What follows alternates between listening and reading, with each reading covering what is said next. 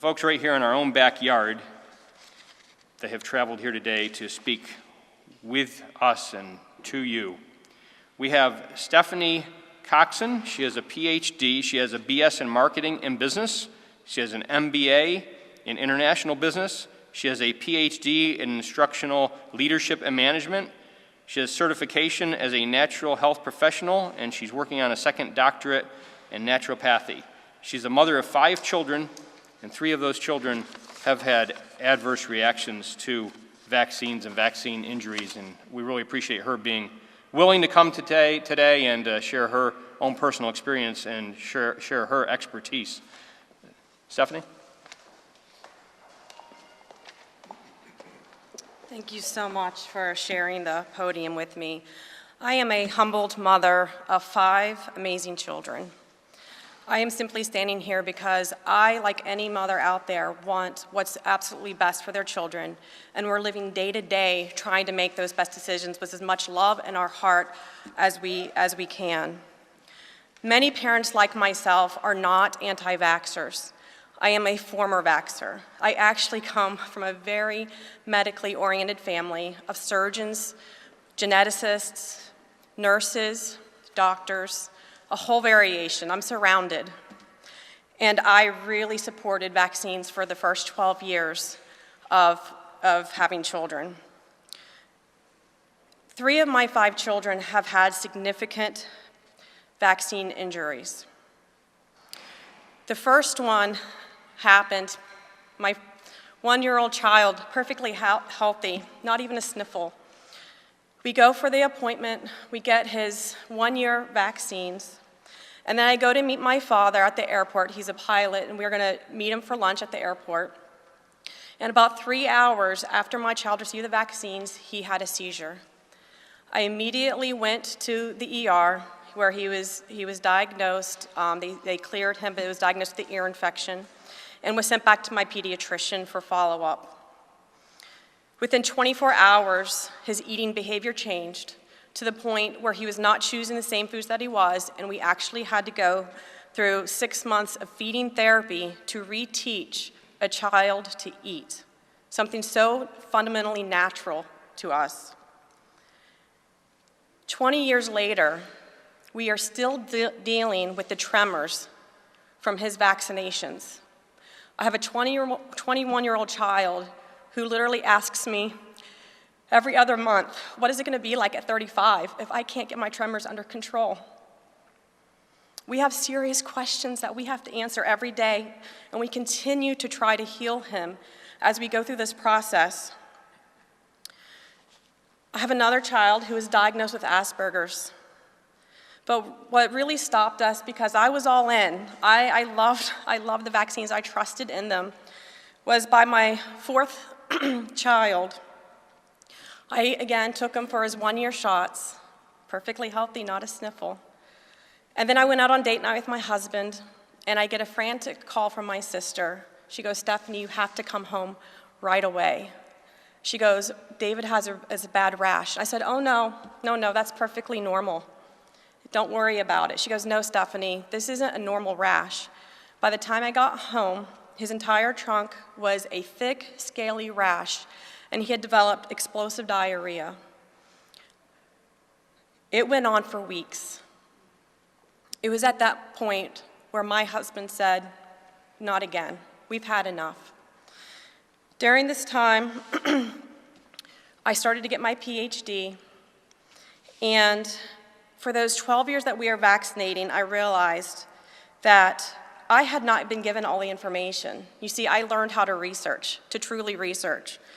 And no one had asked me if I came from a family who had a history of autoimmune issues.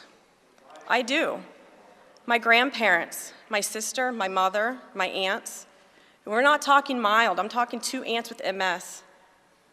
And yet, not a single doctor had ever asked me that and said, maybe you shouldn't vaccinate. Because as I went through the research, I realized that was one of the reasons you should not vaccinate. And so now I also have a kid with celiac disease. During the last pediatric visit, I was asked to sign the American Academy of Pediatrics vaccine refusal form. I refused it because it forces the parent who delays or declines vaccinations to say that they are harming their children. I did not believe that, and so I chose to leave quietly. But as I left for the last time, unsure of what would happen next, because now I was pretty sure I was going to be without a doctor, but I didn't know, I was followed out of the office into the common building elevator, where a nurse blocked the door to the elevator, where I had 3 kids in tow, and would not let me move until I signed that refusal form. I signed the paper being told I could not get pediatric care without doing so. Fortunately, I was able to find another pediatrician, but most people are not that lucky. I later learned of the VAERS system, that Vaccine Adverse Events Reporting System, a system that doctors are supposed to report these events to, a system that I was never told about, that my kids were never reported to this system. And it's to allow doctors to look through a database to see what's going on, to warn parents like me that this could be a serious risk to my children because of our genetics. And yet nothing. I learned about it from other parents. But the amazing thing is, my fear of not vaccinating is that I've got 2 young children, one that was vaxxed to a year and one that has never been vaccinated. My first years of parenthood, I spent in early intervention, speech therapies, all sorts of different therapies to try to get my kids caught up. A lot of these therapies I have to pay for out of pocket. And yet these 2 younger children, we've needed nothing. We've not needed a single intervention. We have traveled to Zambia, Zimbabwe, Mexico, South Africa, you name it. We have been there with these amazing children. And we're lucky if we get 1 cold a year. 1 cold. The average, according to Stanford, is 6 to 8 colds per child. The difference in their behavioral functions, there's significant differences. These children are vibrant, they are healthy, and they function, they are so mechanically inclined, it's unreal. However, becoming risk aware, I also knew that if I ever needed a trip to the hospital, I needed extra support. And 2 years ago, that moment came when we went to the ER with one of my children. My pediatrician came with me and sat there beside me, and my mother, who was a nurse, also sat there beside me. I specifically said not to give him any vaccines, and I signed a paperwork saying no biologics, no vaccines. They did anyway. I started to question the doctor because I knew the vaccine that they had given him was completely ineffective for the purpose, and I was turned in to CPS. I was turned in for questioning a doctor. While it was dropped because there was no grounds for the accusation, it made a very lasting impact to my family. 3 children now who do not trust the medical system because of that one action. We all should have the right to say no to any medical procedure that we are not comfortable with. If you would not give a spoonful of peanut butter to every person in the room, we should not be performing the same medical procedure on every person, and that includes the upcoming COVID vaccine. Thank you.